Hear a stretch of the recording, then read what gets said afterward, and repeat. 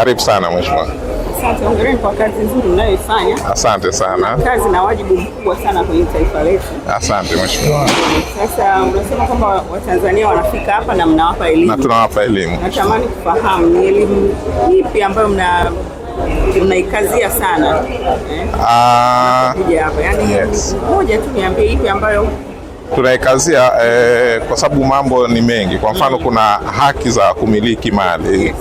Kuna haki ya kuishi kwa mfano, lakini pia tunawapa msisitizo zaidi ya wajibu wao wa kutii mamlaka za nchi na sheria za nchi, kwamba pamoja na wao kwamba wana haki hizi za binadamu, lakini pia tunawafahamisha wajibu wao wa kuheshimu mamlaka za nchi ili nchi iweze kukaa katika hali nzuri ya ustawi na amani.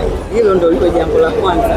Ndio. Yaani kila Mtanzania anayekuja hapa katika jambo ambalo muelimishe ni pamoja na wajibu kwamba haki za binadamu ziko guaranteed na katiba yetu ya Jamhuri ya Muungano wa Tanzania. Ndio mheshimiwa. Lakini ukienda kwenye ibara ya 26 inasema nini?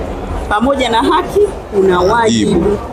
Sasa watu hawaelimishwi kwamba haki zako wewe za binadamu zinategemea wajibu wako.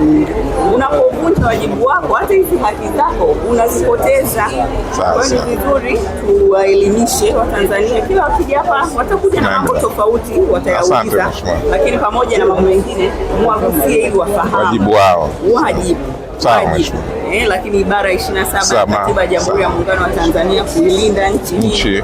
Wajibu wa kila mmoja wetu kuhakikisha nchi yetu inakuwa na amani, umoja, mshikamano. Haki ya kwako wewe ya binadamu inaishia pale inapogusa haki ya mwenzako na jamii kwa ujumla. Kwa hiyo naombeni sana. Asante mheshimiwa. We need to amplify this. Asante. Tanzania wafahamu wajibu wao, kila Mtanzania atimize majukumu yake kama raia mwema. Asante sana. Asante sana mheshimiwa. Kila la heri. Haya, asante sana.